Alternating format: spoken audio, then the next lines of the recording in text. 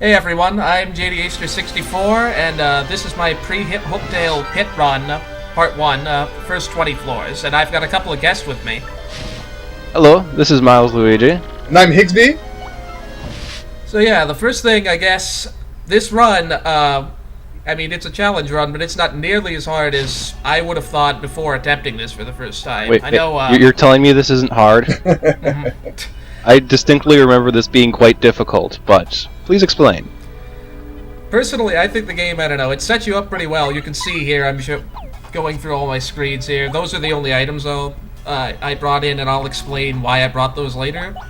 I did bring every badge from the badge shop that's available at this time, as well as you have 15 star pieces that you can pick up before entering the pit. I use those to buy Power Plus from Dazzle, and that's not conventional wisdom. I'll sort of go into that later, I suppose. That definitely is not conventional. Conventional is to get a heart finder. Yeah, Heart Finder is really, really useful, and I sorely missed that during parts of this run. It's really useful for, at the very least, keeping your partners alive. Like, once they die, you can't really easily bring them back without hearts appearing. I've only done the pit after beating Chapter 7, so I have nothing on this. This is all new to me. Oh man. So much strategy and everything going into this. It's awesome. So yeah, here we go. The first 10 floors, Things there's start nothing simple. terribly interesting. I'll probably just talk over all of this with, I don't know, generic stuff about this. The super mushrooms, obviously no threats, and enemy AI is really bad about using items. And he's dead anyway. There's the power at work already. But yeah, Gloombas, they're the only enemies in the first 10 floors that you don't find outside of the pit. They got, 7 HP, 3 attack? That sounds right. Yeah, on that note, forgot something, let me get this really quickly. So while I was playing through this, I had like 2 sheets of paper that were like with me, like next to me the entire time. One was this like list of enemy stats and status ailment weaknesses that I got from the game. Ooh, pretty lucky, pretty lucky. You want that. Yeah, that would be a nice drop, seeing as I didn't get the second one of those either. Going for Power Plus instead. Funny if I missed there. But, I think you're yeah, probably anyway, trying I to have conserve this, FP, because you could have pulled out Coops and just knocked out the entire line. Yeah, I was wanting to practice the super guards there. Clearly, Oh, I'm actually, a bit yeah, rusty. that's a good point. Can't remember if I point. just started defending here or not. Apparently not. I don't know, there's plenty of these to practice on here. Pretty important you know how to super guard them for later. Exactly. I know But yeah, as exactly I was that feel. I saying, started playing the game, with and the, I was having so sorry? much trouble super guarding, but by the end, I was super guarding everything. Sorry, go on. But yeah, while I was playing this, I had a list of enemy stats, and it was really useful for knowing what status ailments would be useful to inflict on enemies, since that can really help in some of the later floors when they would be hitting you with 7, 8, 9 attack power, and you have like no defense badges to sort of mitigate that if you're not good at super guarding. The other thing I had was this reference that sort of tells me, given how many audience members I have, approximately how much star power I've got. I don't know if this is very common knowledge at this point, but I kind of cracked the star gauge system, how that regenerates a while back. And it's invaluable to know how that works later on. So you're actually able to figure out with pen and paper how many turns you are away from your next sweet treat. And to a point, it's not. You don't even really need that. I mean, so long as you're reasonably good at estimating, like, the number. I mean, it tells you the number of audience you have, but so long as you're reasonably good at estimating the square root of that, then you can pretty much tell exactly how much star power you're going to get. There's too much math involved. I just want to play the game.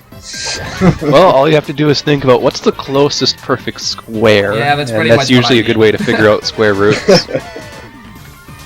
Yeah, I'll probably go back more into that later, I guess. But as for general strategies, you'll notice I upgraded Goombella instead of Koops here. You only have 4 Shine Sprites, I believe, at your disposal before entering the That sounds pit. right. Yeah, I skipped one of them since that's obviously, the 4th one's obviously not going to be useful. But yeah, I'd say it's probably that's the most clear-cut choice you will make, like, before doing this, is choosing Goombella over Koops. She's got more HP than Koops would have if he were upgraded. She's got the 2 attack power twice, so she's got 4 attack versus 3. And that'll help on pretty much anything that has no defense, up until the 80s or 90s, where pretty much either partner is pretty useless without Mega Rush P. That's another thing about this run. I have Mega Rush P in my inventory, just in case, I don't know. I made a copy of this in case I ever wanted to try another run, but I never use it during this entire run. That's another thing that everyone, I don't know, says is like all but necessary here. I never use Mega Rush P.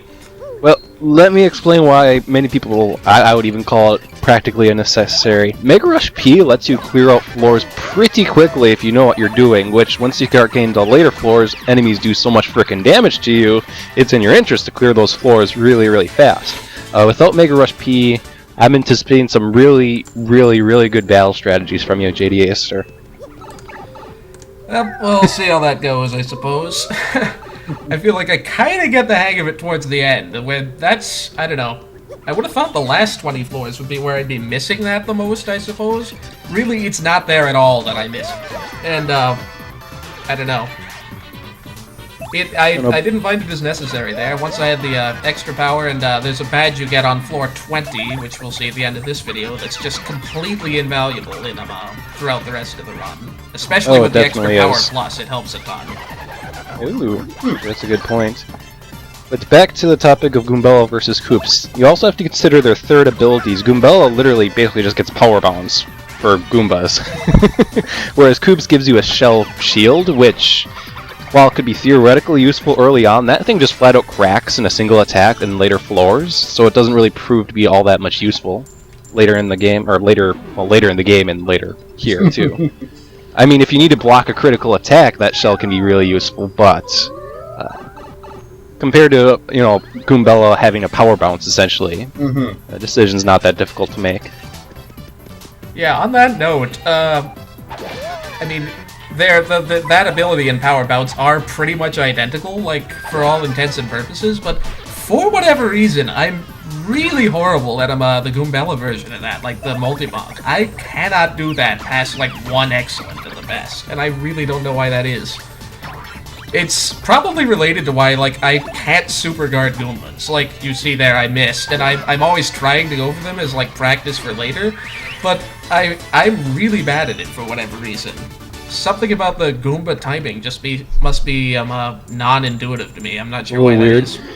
In my case, Spite Goombas always give me trouble. Yeah, those are the super worst. guarding. Oh, for sure, yes, for sure. Nice to know I'm not the only one who thinks those are worse. It's just timing's weird. At least the Paragoombas are doable, since they have the different attack. Yeah, they kind of stop before they come in at you. I found that gives you a little bit of time to kind of prepare.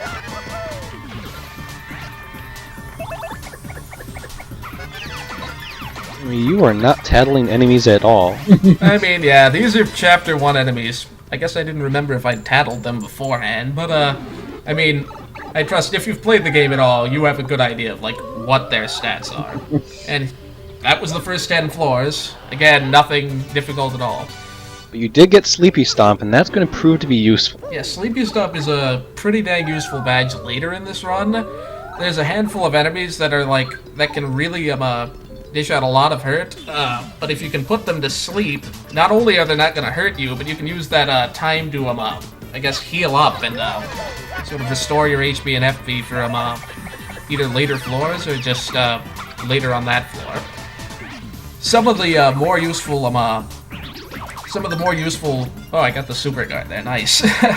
There you go. Yeah, some of the more useful enemies you can use that on, Dark Lakitus later on, they can be, or Lakitus, I guess, normal Lakitus. They're both really annoying in that they can hold spinies above their heads and pretty much just delay the battle, like, pretty much forever. Theoretically forever. Their AI probably will let you attack them at some point, though. I am not entirely convinced. But yeah, if you can get them on a turn where they don't have one up, then you're going to want to put them to sleep immediately. Quick note about leveling up here.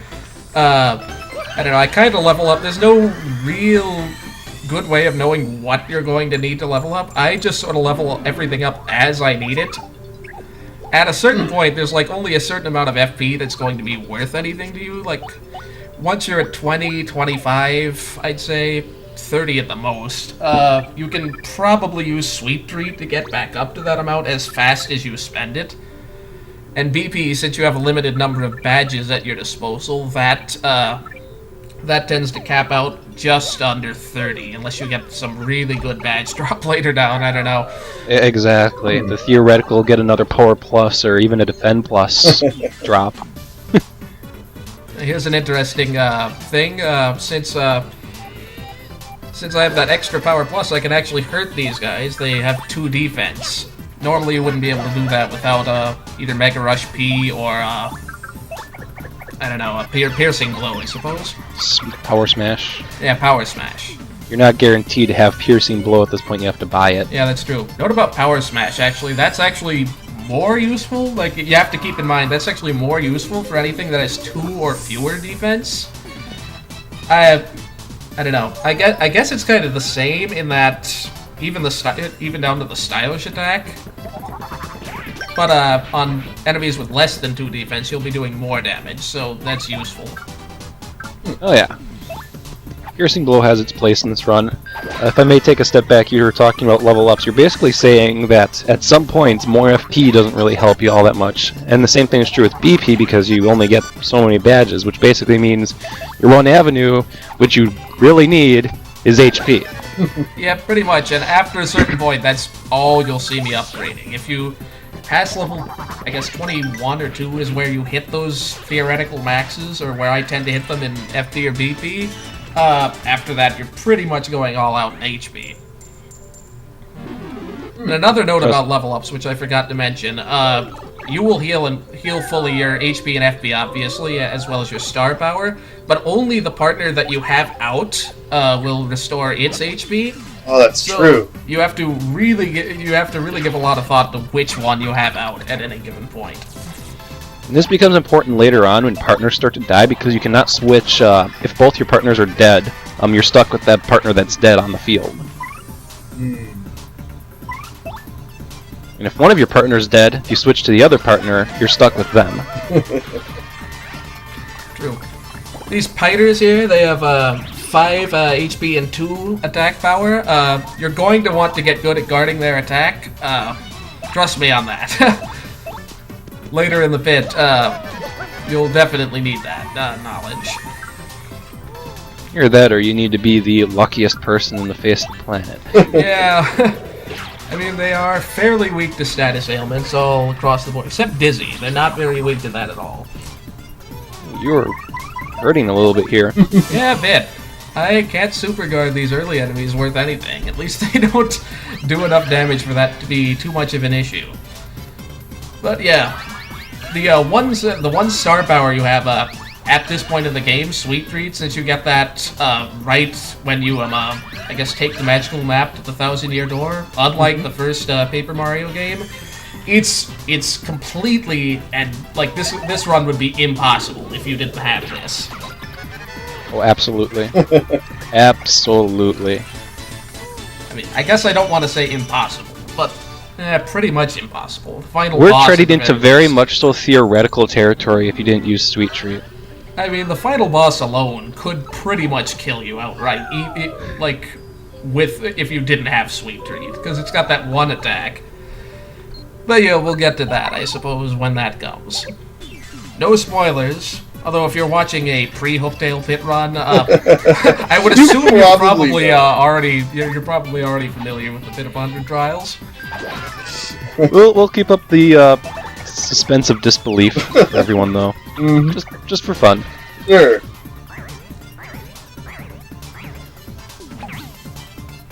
I don't know if I can recall my own pre-Hooktail Pit Run trials. I think I just blazed through the first set of floors using Mega Rush P just to get through them really quickly. Yeah, as I was saying before, it's not really the last 20 floors where I miss it. It's like this first half of the pit. If you're using Mega Rush P, you can blitz through the first 50 floors in probably under an hour. It takes me considerably longer, and there's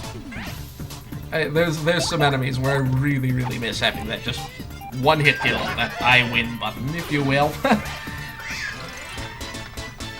Absolute I win.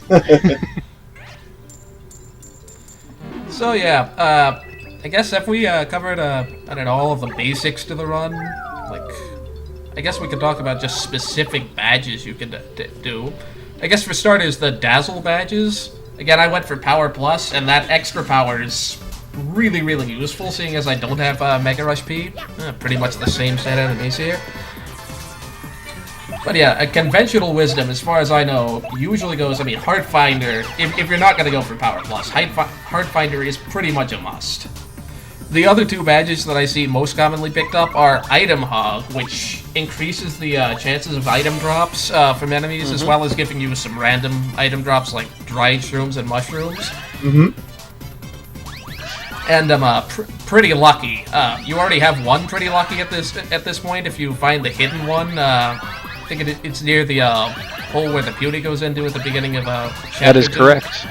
It's theoretically the first badge you can get in the game if you find it. Yeah, that's true. Even before Power Smash. But yeah, the second one of that, I think they boost your evasion by about 10%. I can't recall what I am determined on that.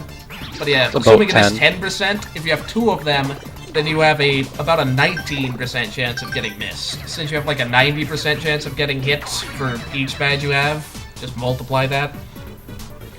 It's a cumulative effect as 10% to dodge, and then 10% to dodge. Do the math, it comes out to about 19% chance to dodge.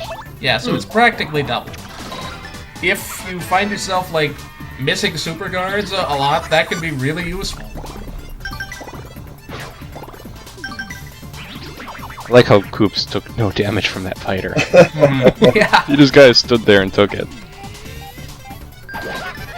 Sadly, Koops' one defense, I mean, theoretically useful here in the early floors, but doesn't add up to much later on when enemies could flat out kill him in 1 or 2 hits. And especially when they start throwing out those defense-piercing ones, it's like, not even those attacks that pierce defense. It's not even much of a use. Or Koops. But yeah, Heart Finder, Item Hog, and the second Pretty Lucky, that's typically what I see brought in. I know that's what you did, was it not, MilesLuigi, during your emulator run? Yeah, that would be correct. That is what I brought in, as it was conventional. The Item Hog, since there wasn't much elaboration on that, basically those additional item drops, well, theoretically, you know, it is all ultimately up to chance. You know, theoretically, you could get something really good, or even the dried shrooms. If you're doing something with Mega Rush P, the dried shroom can literally bring a partner back to life, back to 1 HP, which is perfect. Exactly what you need. Yeah, that's a really useful thing. And I mean, just, I guess it increases the chances, like, especially if you see a held item. I guess I don't technically know if you're more likely to get that from Item Hog, but it's probably a good placebo effect, if nothing else. Oh, exactly. This game has a lot of mysteries that are still unsolved. I remember when I was playing through it back in May, and I'd be talking to MilesLuigi, I'd be like, how does this work, and how does this work, and so many things that nobody knows, but no, you do know so much about the game. But yeah, things like that, like I remember I was asking you if Item Hog helped with badge drops, but yeah, I guess that's just something that people don't know. Yeah. I don't know. Back when I was working on the badge drop FAQ, if you're not familiar with that, it's on GameFAQs, so you can read that. I tried to do a lot of testing on that, and I don't know, my results proved pretty inconclusive on pretty much anything related to Item Hog. There are even enemies that drop Item Hog, so you could conceivably get like 2 or more copies of it. I honestly don't even know if the extra copies do anything. Huh.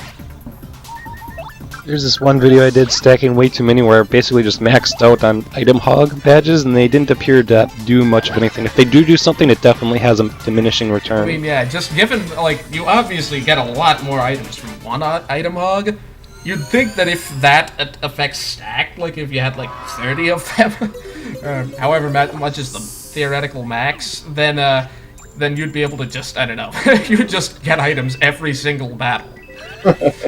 You would think that, at any rate. So, I don't know. It's worth noting that you got one of Merlee's curses. Yes, yeah, I meant to talk about that as well. I went ahead and spent 50 coins on the most expensive curse that she has. that gets, you probably get, I think, 15 to 20 uses out of that during the pit, and she can either raise Mario's attack by 3 for a single attack, raise his defense by 3, just Mario, for a turn, I believe, right? Mm-hmm. That's correct. She can also double the coins you get from a battle, and she can also double your star points at the end of the battle, and that's probably the most useful thing that I brought her in for. The extra power or defense tends to come at times. I mean, there's a good chance it'll come at a time that it won't be of any use at all. I always found I'd get double star points after winning like a useless battle, where I get 1 star point. Yeah, just and it doubles, so you get 2.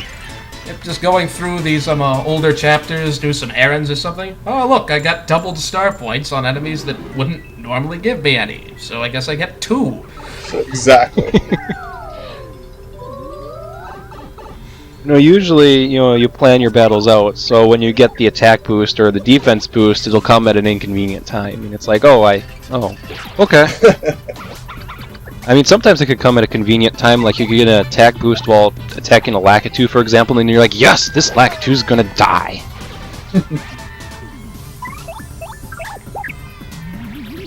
Oh, looks like you gotta wait out a turn. Oh. Yep. Do I use this opportunity to sweet read? Yes, I do. Not gonna level up quite yet anyway, I suppose. Yeah, that's what I was looking at. You're so close, but not after this battle. Alright, may I ask, how long until we throw these sweet treats and fast forward? Starting in the 20s, I believe. I don't really use too many sweet treats on the first 24, so I didn't feel it necessary to skip them. So what, the second or third I've used? The second, if I'm recalling correctly. Honestly, I've hardly been watching the video at all. These first 20 floors are so inconsequential. The enemies are, pretty much ones you'd be facing anyway outside, and typically, since I almost never use items in a normal run, I don't have any need for them here. Why would you be using items when you only have 10 item slots on these floors? Just food for thought. Ooh, he has a dizzy tile. Yep, and he dies first. On that note of items, yeah, what was it I brought in again? I think I brought in 2 fire flowers, 2 POW blocks, and a courage shell, if I recall correctly. Those are all very cheap items, easy to get. I think you can get them all from the Petalburg village shop, if I recall correctly. That sounds correct. Yeah, fire flowers are probably the most useful ones in that they can actually, they deal 3 defense-piercing fire damage to every enemy in the battle, regardless of where they are. The POW blocks deal 2 damage, quake damage, so that's also defense-piercing. And is that also wherever they are, or is it just ones on the ground or ceiling?